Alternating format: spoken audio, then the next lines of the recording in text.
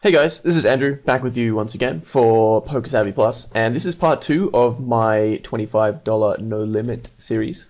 As you would have known from part 1, this is a series about establishing reads on your opponents, and what we are doing in this series is formulating significant and detailed reads on our opponents, and then we're going to be exploiting their tendencies.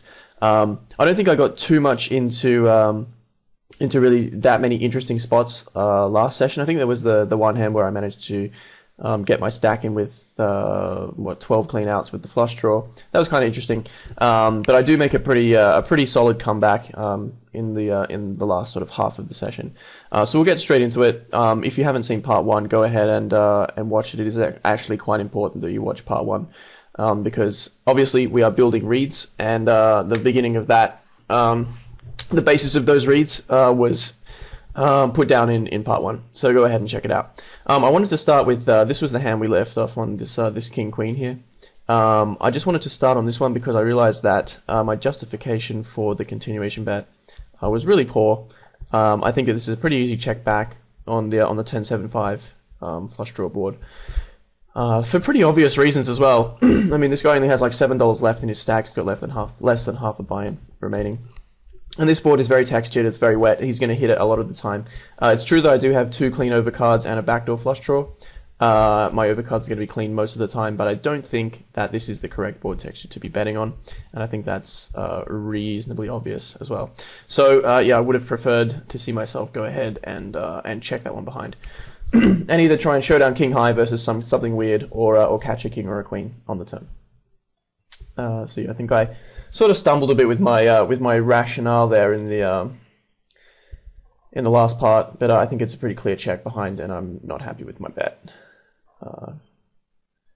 So as you saw from the last part, he goes ahead and checks the turn, and I'm making my note here again, and we check behind, catch a queen, and put him in on the river, and he folds. So all's well that ends well, I guess.